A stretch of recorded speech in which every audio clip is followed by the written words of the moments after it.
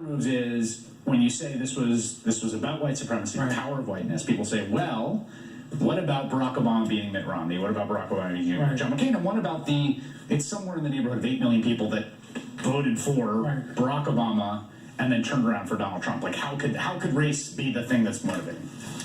It's like saying because Jackie Robinson integrated MLB was no longer racist. The fact of one black person being extraordinary and therefore accomplishes something is not to the credit, to the obstacle that they had to conquer. Do you understand the fact that you have to be a Harvard-educated lawyer, a particularly gifted politician, and accomplish something, and someone who has no career at all in public life can do the same thing? That's a statement. Racism works by raising the barrier for certain people and lowering the barrier considerably for other people. The test always is, go through the list of things that Donald Trump has said. From, effectively bragging about sexual assault, just on the day. I mean, just take anything on any day. Just randomly look at his Twitter on any day and say, what would have happened if Barack Obama had said that? Just ask yourself.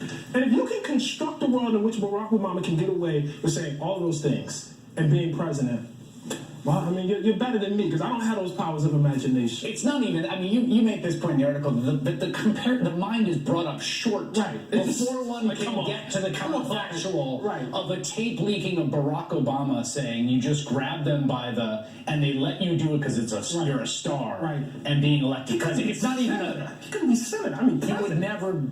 I mean, come on, it's just not. It's not even possible. You know what I mean? It's a notion that. But to get back to those voters and model the minds of those voters for me, right? Because I think that's the thing. Because people want to say, well, but they voted for a black man. They did it. But racism isn't global. It doesn't mean that in all cases I will go for the white person. That's not what it means. It doesn't mean that in no case can no black person ever convince me of anything. It just means I give an ice to somebody. Which is different. It doesn't mean I don't want to hear from any black person. It's not entirely dispositive on a decision. No. And probably no bigotry or prejudice ever is.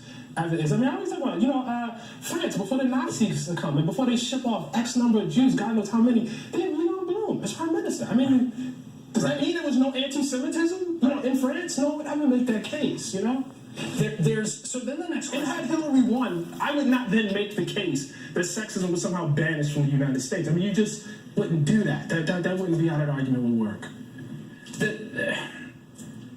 I guess one of the next questions is, I think that in one of the themes you're writing, which I think is really powerful but can be kind of a bummer, if you don't mind my saying, is a kind of historically inflected fatalism about race. Right. As a kind of it's like the devil we wrestle with over and over again as opposed to the mountain we climb and ascend ever closer to perfection. Like in your work and in this article, it's like it's just there all the time and you climb away and it grabs you and you get back down the pit. Right. That's life. But then the question becomes what?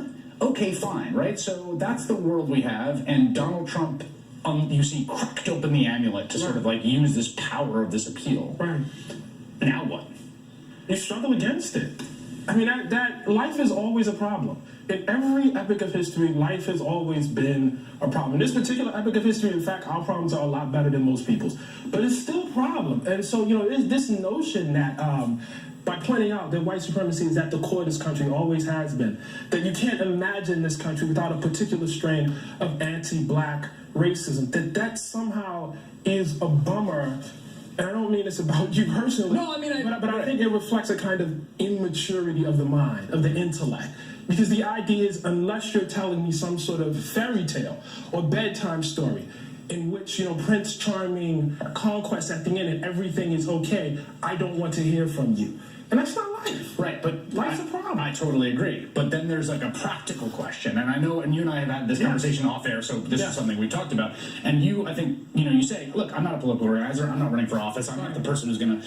But in a very real sense, it's okay, then what would... The question then becomes a durable multiracial coalition in a country that has a rising non-white population and a percentage of the white people that feel seriously under threat. Right. There's then this just really front and center question of okay, well, what do you do with that to avoid Donald Trump? Politicians have to do the best they can out of it. I think, as I was had my share of criticism with Barack Obama, but I think, throughout the book, what's clear is that I have some understanding of what he's actually wrestling with. Do I expect him to come out and be me? No, I don't. Not at all. But my job is not his job. And I think there's a class of writer that begins to write as though they're a Senate aide. And it's very important to not do that. It's very important to be able to be out there and say the things that politicians can't say. I can't do my journalism the way, Barack Obama or Bernie Sanders or Hillary Clinton do their politics. That would be a dereliction of my duty. But it seems to me there's another layer here, which is to find a way to talk about, I understand why the genre of the plight of the white Trump base is fatiguing to people. Like, I understand why that is the case. But it is also the case that there are huge swaths of white working class America where it is bleak as hell. I mean, 60,000 people are going to die from opioids last year, overwhelming majority of them white. You've got, we're down in McDowell County, West Virginia. The idea that, like, America is already great down there just seems preposterous, right?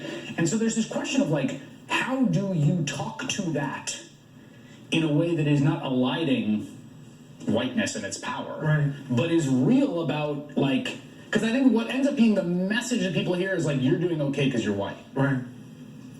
No, and that's not what I'm saying at all. I'm saying that even within our language, when we say something like white working class, people are suffering X, Y, and Z, implicit in that is that white people shouldn't be going through that. It's something about being white should somehow make you immune to that. That adjective is the story. Because if you say... And I'm saying that there are a number of writers who get something out of that fact. What do you mean by that? Well, I mean, it gives them a kind of moral high ground.